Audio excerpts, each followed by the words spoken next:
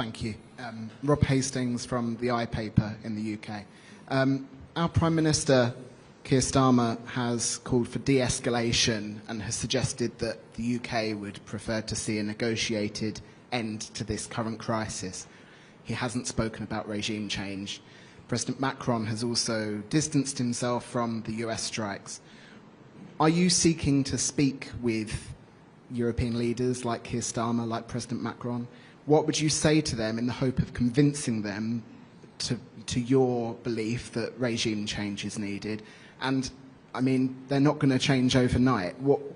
Where do you see that process going of engaging European skepticism towards regime change?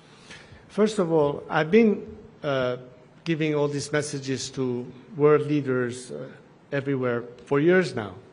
And it's not that they don't know what I have to say or what my message is.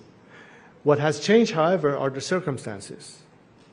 And because the circumstances are now changing, in the sense that they visibly see the level of fragmentation of the regime and its mere collapse, which is very near, the fact that the regime is completely dismantled in its apparatus of repression that until now helped it sustain itself, and eliminating the greatest danger to a nation that unarmed are trying to, through civil disobedience and non-violence way, achieve their freedom. The playing field has now been equalized. My message remained the same as it was 20 years ago. But unfortunately, the truth is that because the pursuit of appeasement and the fear of a regime that takes hostages and intimidates Western governments to have an open dialogue with the force of democracy, they have always shied away and been fearful of talking to someone like me. I think this is changing now. I think we have much more receptive ears. What I would like to be able to do, given the opportunity, is to explain the mechanics of that change so they understand how we intend to do it, what we propose as an instrument, where can they, in fact, facilitate that or assist us.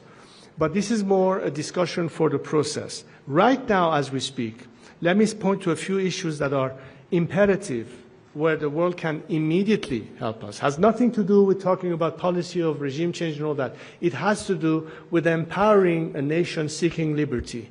The regime is at war with its own people.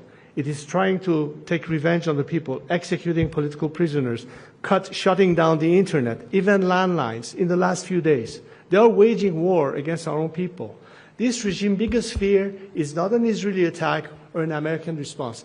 It's the people themselves that they fear the most. This is what these world leaders have to recognize, that these are people who want to be with you, the free world, and the only obstacle between them and the free world is this regime.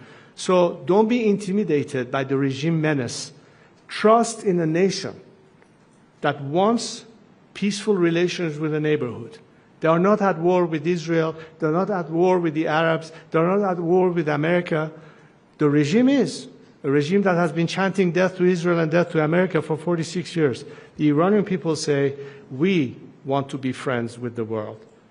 We want to have cordial relations. It's up to you, world leaders, to recognize that potential, to trust the Iranian people in their intentions. And this is what will be the difference. This time, stay on the right side of history. You have an opportunity today. The worst thing that can happen is for this regime to continue to exist. It is on its way down. We just have to facilitate and expedite the process. So more harm is not done, not just to the Iranian nation, but everything that, as long as this regime continues to survive, it can still hurt a lot. We have this opportunity. This should be the agenda.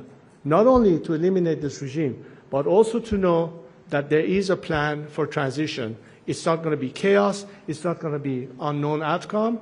But for that, we need to be able to coordinate. So it is, I don't think it is anymore the question of whether or not or if there should be, but how can we make sure that this is a successful transition? And of course, there will be a need for very serious discussions as to how this or that country can, in a way or not, be effective in helping our cause and therefore guaranteeing our success, which is win-win at the end of the day. Okay, last two questions. Channel 12 and then the Sun. I'm afraid that we've given a lot of time for questions. Thank you very Hello, and thank you for being here today and for your courageous stance. I'm Elad from Israeli Channel 12. I wanted to ask you whether you're in